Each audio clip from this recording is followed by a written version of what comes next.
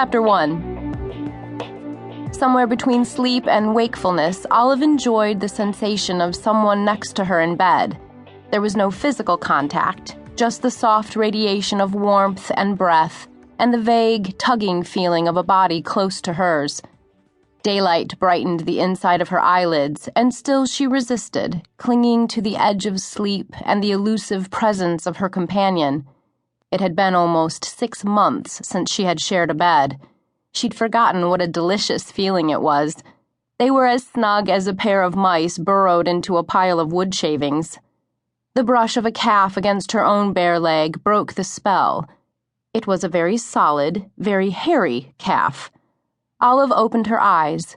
Her gaze fell on white vertical blinds tapping gently against the window as if they were large piano keys being played by an invisible hand. She was not in her own bedroom. She slowly turned her head toward the owner of the hairy calf. He was concealed under the blanket and facing the other direction. Only a few inches of his brown hair peeked out. Had Alex persuaded her to stay over at his place? She didn't remember going home with him, only how lonesome the ICU had been. She'd been stuck working the night shift on New Year's Eve of all nights, until Alex had been called in to check on his congestive heart failure patient. He had fastened a party hat to Olive's head and kissed her at midnight.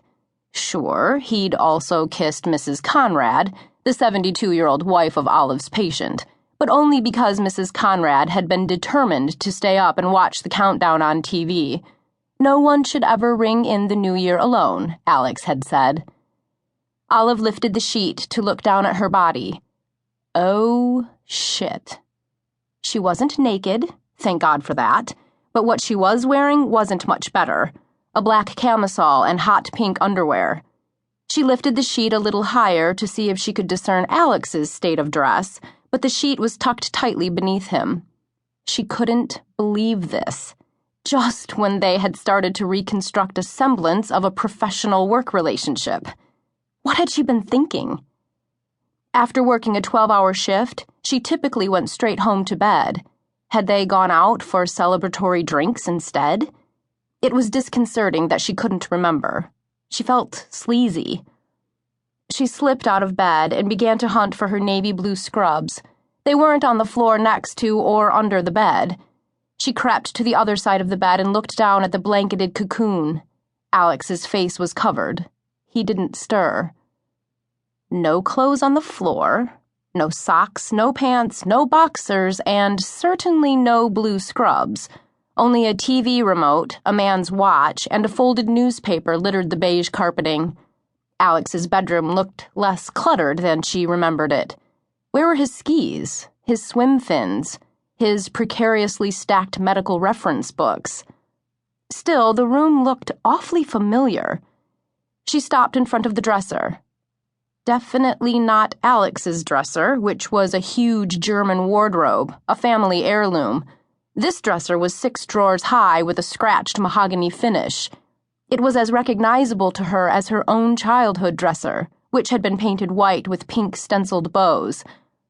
On top of the dresser, next to a halogen lamp and a large metal slinky, stood a silver-framed photograph of her face. It was a picture she knew well, one taken of her in college.